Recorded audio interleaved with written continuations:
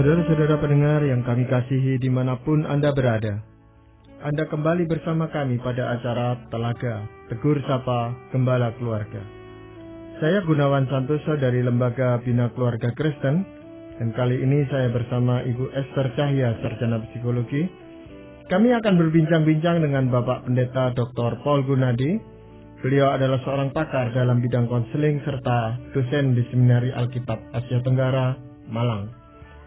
Perbincangan kami kali ini merupakan kelanjutan dari perbincangan kami pada acara Telaga yang lalu, yaitu memahami pernikahan, dan kami masuk pada bagian yang kedua. Kami percaya acara ini pasti akan sangat bermanfaat bagi kita sekalian. Dan dari studio, kami mengucapkan selamat mengikuti. Bapak, pada kesempatan yang lalu kita sudah berbincang-bincang tentang definisi pernikahan di dalam memahami pernikahan ini, dan sebelum kita melanjutkan ke perbincangan pada saat ini, apa Pak Paul mau mengulang sejenak sepintas apa yang kita berbincangkan yang lalu? Saya akan menjelaskan alasan kenapa kita memutuskan untuk mengangkat topik ini, Pak Gunawan. Alasannya adalah bahwa saya melihat adanya kedangkalan pandangan atau pengertian kita terhadap pernikahan. Karena adanya kedangkalan itulah, maka banyak sekali masalah yang muncul dari pernikahan. Dan akhirnya sudah tentu akibat fatalnya yaitu perceraian. Jadi kita berharap bahwa apa yang akan disampaikan pada kesempatan ini menjadi berkat bagi pendengar kita. Pertama-tama kita mau melihat apa itu pernikahan. Pernikahan adalah sebuah ikatan. Jadi sebuah ikatan mengandung pengertian bahwa dua orang itu memilih untuk terikat. Dan terikat berarti dia akan terbatasi dalam relasinya dengan orang-orang lain. Dan Alkitab menegaskan bahwa memang pernikahan adalah sebuah ikatan yang sangat dan paling intim. Itu sebabnya dikatakan keduanya menjadi satu daging. Tidak ada lagi ikatan yang seintim dan sedekat itu. Kedua, pernikahan adalah sebuah perjanjian. Artinya, masing-masing pihak mempunyai tanggung jawab untuk memenuhi tuntutan pernikahan itu. Jadi, jangan sampai seseorang memasuki pernikahan berpikir bahwa pasangannya lah yang harus melayani dia. Itu tidak benar. Pernikahan sebuah perjanjian di mana masing-masing harus memenuhi tanggung jawabnya. Nah, yang kita telah bahas pada kesempatan yang lalu adalah kadangkala kita hanya menekankan satu aspek dari perjanjian itu, yakni jangan sampai kita bercerai atau membatalkan perjanjian itu. Dan kita lalai untuk menekankan bagian yang satunya, yakni kita harus menjaga perjanjian itu dengan cara melaksanakan tanggung jawab kita. Nah, itulah kira-kira yang telah kita bicarakan, Pak Gunawan. Ya, dan kali ini kita akan bicara tentang dua hal penting, Bapak, yaitu tentang karakteristik pernikahan dan tentang konsep-konsep yang keliru tentang pernikahan. Nah, kalau kita bicara tentang karakteristik pernikahan, Bapak, hal apa yang Pak Paul ingin sampaikan? Yang pertama adalah bahwa institusi pernikahan tidak terlepas dari campur tangan Allah. Nah, saya ingin memberikan satu rujukan yang lain, yaitu institusi yang juga dikatakan berasal dari Allah, yakni pemerintahan. Jadi di Roma pasal 13 ayat 1 dikatakan bahwa pemerintah berasal dari Allah, dan tidak ada pemerintahan yang tidak ditetapkan oleh Allah. Artinya Allah turut campur tangan dalam pembentukan, dalam penghadiran sebuah pemerintahan. Demikian pula Allah itu campur tangan dalam pernikahan.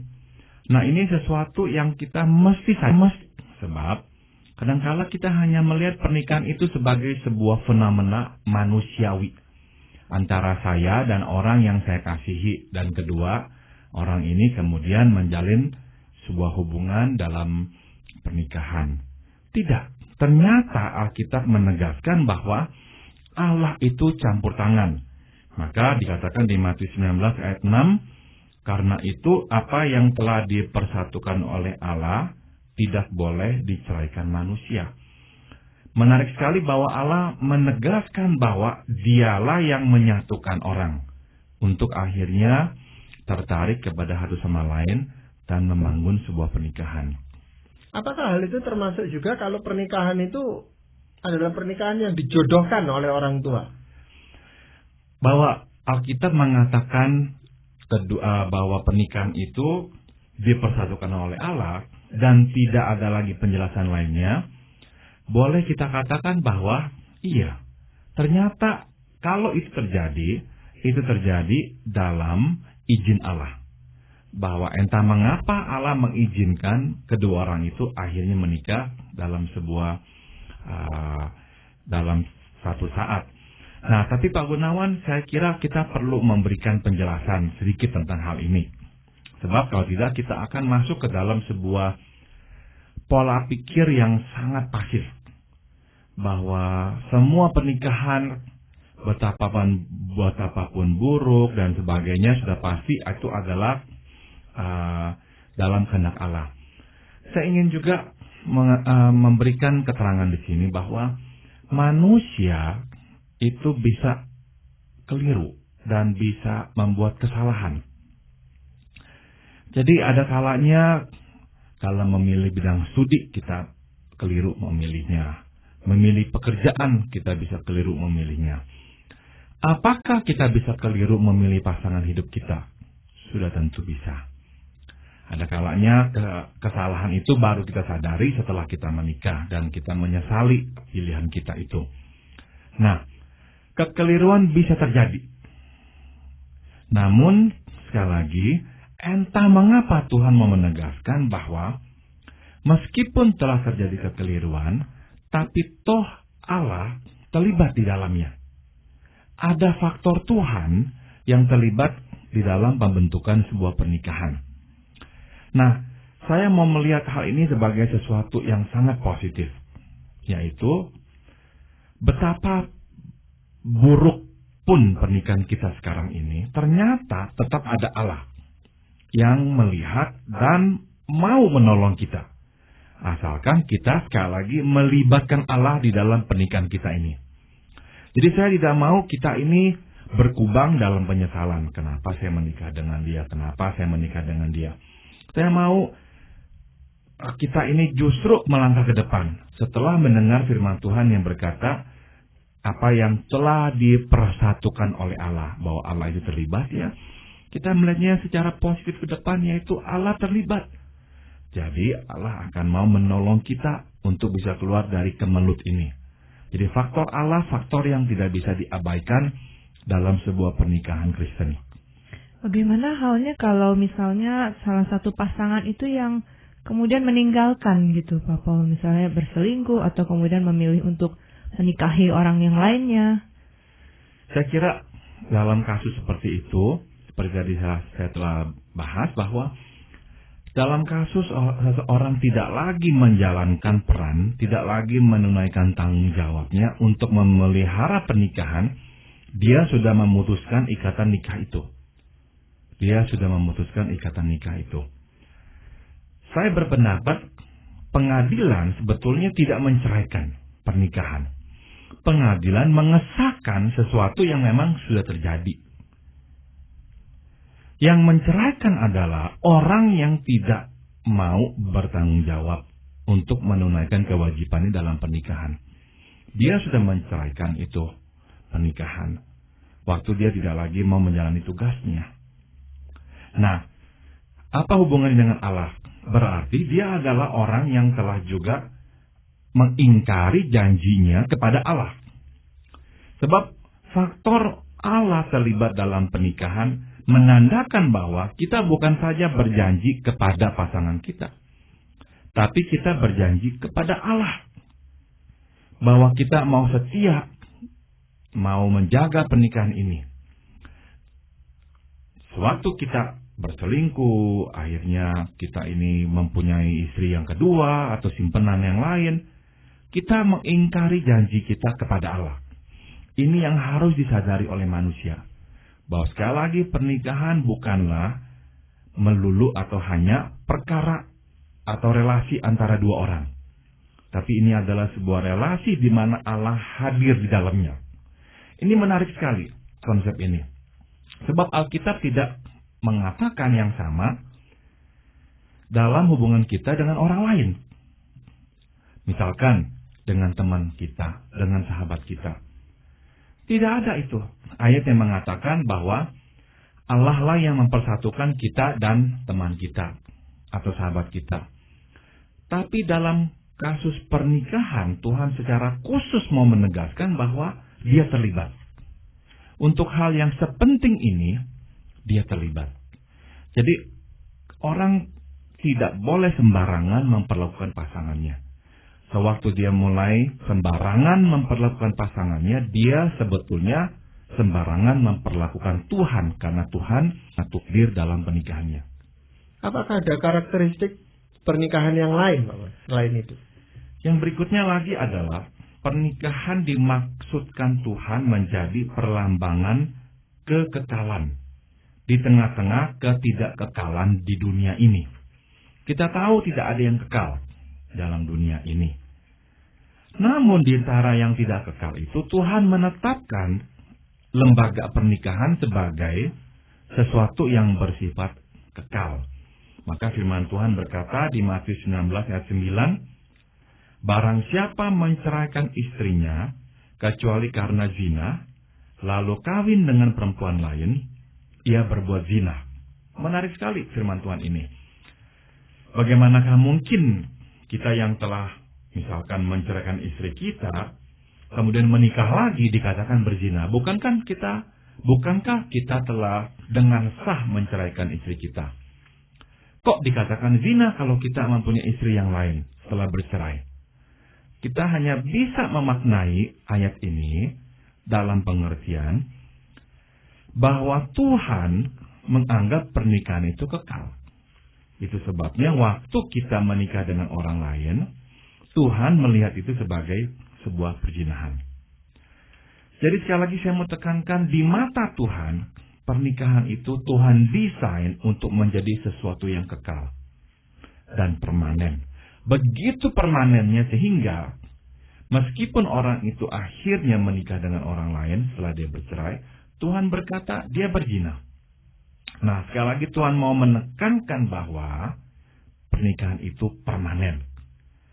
Nah, itu sebabnya orang yang hendak menikah harus menyadari konsep ini dengan baik. Pernikahan bukanlah baju yang bisa dipakai, kemudian tidak suka boleh dibuang. Pernikahan bukanlah rumah yang kita tempati, kemudian kita bisa jual kembali. Bukan. Pernikahan adalah sebuah ikatan dan perjanjian yang bukan saja eksklusif, tapi dimaksudkan Tuhan untuk menjadi sesuatu yang permanen selamanya. Ya, berarti hubungan atau relasi antara suami dan istri ini, dua orang ini menjadi sangat khusus sekali gitu, Bapak. Betul. Karena tidak ada hubungan yang lain yang dimaksudkan oleh Tuhan menjadi begitu permanennya. Bahkan tadi dikatakan, atau tadi setelah kita baca ayatnya, laki-laki akan meninggalkan ayahnya dan ibunya. Alkitab tidak pernah berkata laki-laki meninggalkan istrinya. Tidak pernah. Justru orang meninggalkan orang tuanya menjadi satu dengan istri. Ya, tapi tidak ada ayat yang berkata suami meninggalkan istrinya. Tidak. Itu harus permanen. Ya.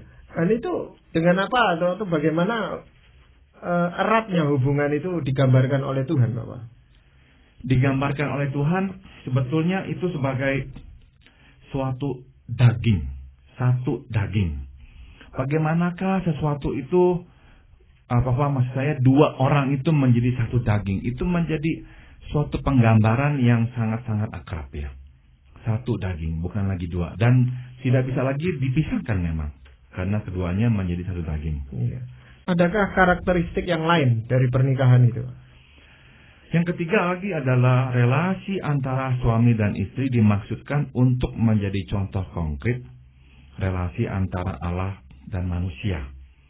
Firman Tuhan di Efesus 5, 25 hingga 27 berkata, "Hai suami, kasihilah istrimu sebagaimana Kristus telah mengasihi jemaat dan telah menyerahkan dirinya baginya untuk menguduskannya, sesudah ia menyucikannya dengan memandikannya dengan air dan firman, supaya dengan demikian ia menempatkan jemaat di hadapan dirinya dengan cemerlang, tanpa cacat atau kerut atau yang serupa itu, tetapi supaya jemaat kudus dan tidak bercela."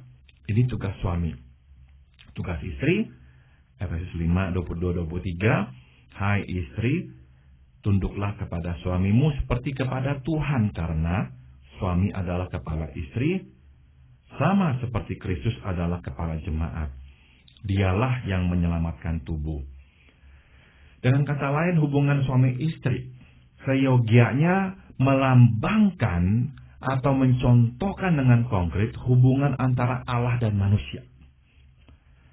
Dan tidak ada hubungan lain yang didesain Tuhan untuk mencontohkan dengan konkret hubungan antara anak manusia selain dari hubungan suami istri ini. Suami harus mengasihi istri dengan penuh pengorbanan dan merawat istrinya dengan begitu halus dan lembut, sehingga dikatakan menjadi kudus dan tidak bercela, sebagaimana Allah memelihara kita. Dan istri diminta Tuhan menghormati dan tunduk kepada suaminya, sama seperti kepada Tuhan. Jadi sekali lagi, pernikahan dimaksudkan Tuhan menjadi perlambangan bagaimanakah Tuhan bersikap kepada kita dan kita bersikap kepada Tuhan. Iya Bapak, kalau kita sudah membicarakan tentang konsep-konsep yang benar sesuai dengan Alkitab, dengan firman Tuhan sendiri, apakah masih ada konsep-konsep yang keliru yang ada di dalam kehidupan sehari-hari itu? Ada beberapa, Pak Gunawan dan Ibu Esther.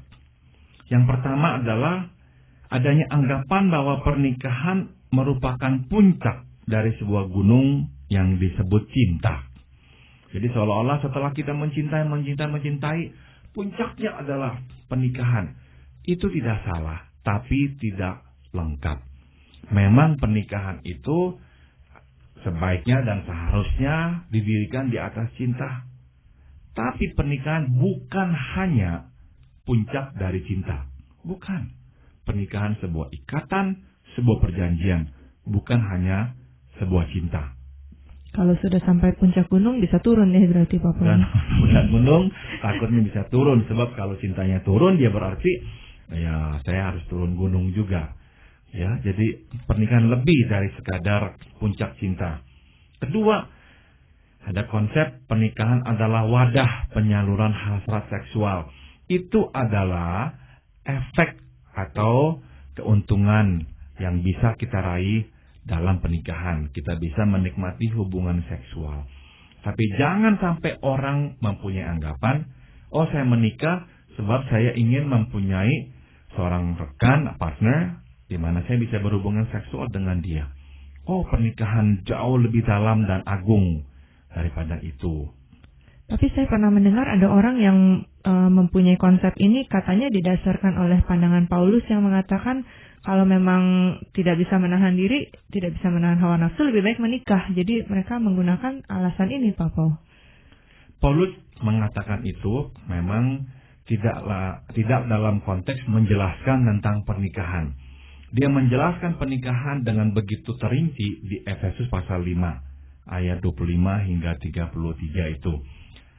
Nah, yang Paulus katakan di 1 Korintus yang tadi Ibu Asa sudah kutip, maksudnya adalah kita harus menjaga kekudusan kita. Nah, ada orang yang mungkin ingin menikah tapi berkata saya mau menjaga kekudusan, saya nggak mau menikah. Nah, mungkin sekali dia sudah mencintai seseorang, tapi akhirnya karena mau menjaga diri tidak mau menikah. Nah, Paulus berkata, menikahlah, nggak apa-apa menikah. Jadi dalam konteks nggak ada salahnya menikah, silakan ya. Tapi bukannya itu menjadi motif utama kenapa kita menikah.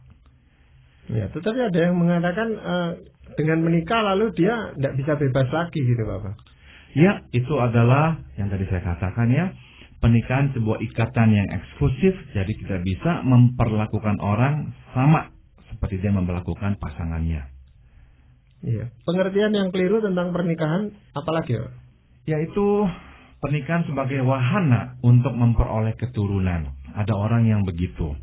Dan ada budaya yang begitu juga. Ya, tidak punya anak dari istri pertama, pilihlah istri kedua atau istri ketiga supaya punya keturunan. Enggak pernah Tuhan berkata pernikahan adalah satu-satunya wadah untuk memperoleh keturunan. Tidak. Mempunyai keturunan apa tidak adalah hak prerogatif Tuhan. Kita menikah karena kita mau mengikatkan diri kita dan mengikatkan diri dalam perjanjian dengan pasangan kita. Itu intinya. Punya anak atau tidak, itu adalah bagian dari kehendak dan rencana Tuhan untuk hidup kita. Jadi kalau ada orang beralasan mau bercerai karena tidak punya keturunan, gimana? Itu sangat salah. Karena memang itu tidak menjadi syarat ya untuk kita menikah. Bahwa harus punya anak baru menikah. Itu tidak pernah menjadi syarat dari Tuhan. Dan yang terakhir adalah konsep bahwa pernikahan sebagai pemuas dahaga manusia akan kebahagiaan. Ada orang yang beranggapan saya mau menikah karena saya nggak bahagia. Saya menikah supaya saya bahagia. Nah, ini juga keliru. Pernikahan bukanlah pemuas kedahagaan kita akan kebahagiaan. Sekali lagi, pernikahan adalah sebuah perjanjian dan sebuah ikatan di mana kita bersama pasangan kita melewati segala fase kehidupan yang menggembirakan dan yang tidak menggembirakan. Ada orang yang menikah dengan alasan supaya kehidupannya lebih terjamin gitu, Pak Paul. Ada. Jadi memang pernikahan dianggap sebagai sebuah asuransi kehidupan. Itu juga keliru, Pak Gunawan. Tidak ya, pernikahan bukannya sebuah peningkatan kesejahteraan hidup atau asuransi kehidupan. Enggak. Pernikahan sebuah ikatan dan sebuah perjanjian di mana Tuhan hadir di dalamnya. Dari perbincangan kita selama 2 sesi ini, Pak Paul, mungkin ada suatu prinsip yang sangat penting itu di dalam pernikahan itu, Pak Paul. Prinsipnya adalah barang siapa memberi, ia akan menerima. Nah, saya kira ini perlu dicamkan oleh kita semua. Banyak di antara kita yang datang masuk ke pernikahan mengharapkan untuk menerima dan tidak memikirkan untuk memberi. Ini adalah awal dari perpecahan dalam pernikahan. Tidak bisa. Pernikahan hanya bisa dipelihara dengan cara masing-masing memberi. Saya mengatakan kepada para pemuda-pemudi yang belum menikah dan ingin menikah seperti ini. Mungkin bagi saudara pada saat memilih pasangan, saudara berkata, aduh susah benar kok memilih pasangan hidup. Tapi sebetulnya yang tersusah bukan bagian memilih pasangan. Yang tersusah adalah bagian mempertahankan pernikahan itu. Memilih pasangan hidup tidak memang terlalu mudah. Tapi yang lebih susah adalah mempertahankan pasangan hidup kita itu. Supaya tetap mencintai kita dan kita mencintai dia dan bersatu dalam pernikahan ini. Ya, Pak. Terima kasih sekali untuk perbincangan yang sangat menarik dan sangat bermanfaat di dalam acara Telaga. Dalam 2 sesi kita sudah berbincang-bincang cukup banyak tentang memahami pernikahan ini. Jadi terima kasih sekali Pak Paul dan juga Ibu Esther bersama-sama dengan kami. Dan para pendengar sekalian, kami ucapkan banyak terima kasih Anda telah dengan setia mengikuti perbincangan kami dengan Bapak Pendeta Dr. Paul Gunadi dalam acara Telaga, Tegur Sapa Gembala Keluarga. Kami baru saja berbincang-bincang tentang memahami pernikahan bagian yang kedua. Bagi Anda yang berminat untuk mengetahui lebih lanjut mengenai acara ini, kami persilakan Anda menghubungi kami lewat surat. Alamatkan surat Anda ke Lembaga Bina Keluarga Kristen atau LBKK, Jalan Cimanuk 58, Malang. Anda dapat juga menggunakan email dengan alamat telaga@indo.net.id. Saran-saran, pertanyaan, serta tanggapan Anda sangat kami nantikan. Dan akhirnya dari studio kami mengucapkan terima kasih atas perhatian Anda. Sampai jumpa pada acara Telaga yang akan datang.